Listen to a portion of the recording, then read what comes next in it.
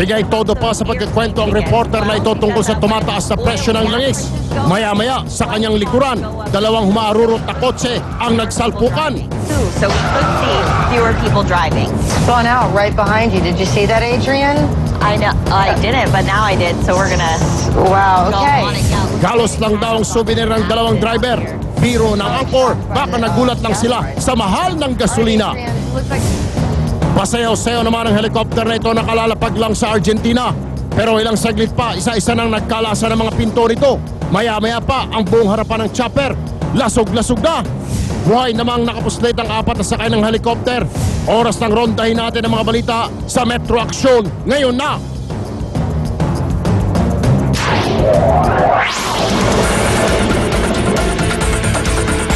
Ito ang malupit na eksena sa Metro Action. Yun ay para sa Diyos yun.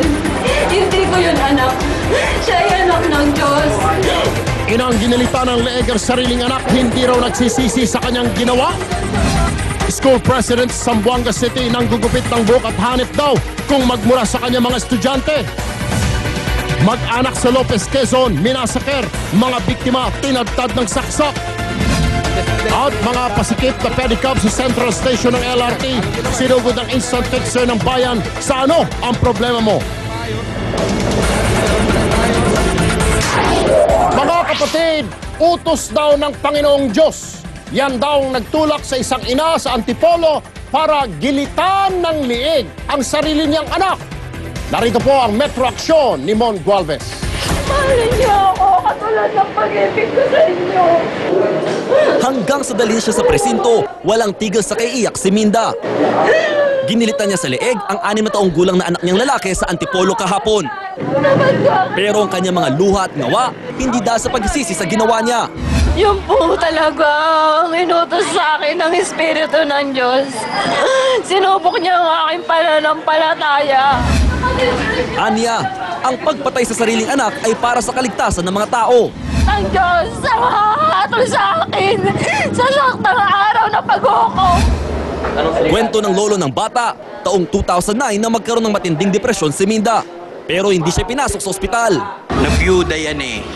Sabi ko, ikumpay na natin yan. Anong sagot ng mga doktor? Hindi pwede kasi gamot lang katapat niyan. Hindi pa ako handa na makipag-usap. Bakit? Parang naawa na nagagalit. Sa kabila ng kanyang kondisyon, tuloy pa rin ang pagkasampa ng kasong parricide kay Minda. Ang court na nga mag-design yan kung talagang kailangan ipadala siya sa any mental institution. Hindi pa rin ibuburo lang pinaslang na bata dahil sa problema sa pera ng pamilya. Mon Gualvez, News 5. Ay hindi po sa kulungan o presinto dapat kalalagyan ng suspect na yan o ng ina na yan, kundi po sa mental institution. Samantala, customs clerk na namarilo mo ng mga kabataan habang sakay ng Porsche, nagbitiw na. Sa probinsya naman ng Quezon, mag-anak na tagpo ang tad-tad ng saksak sa sariling pamamahay.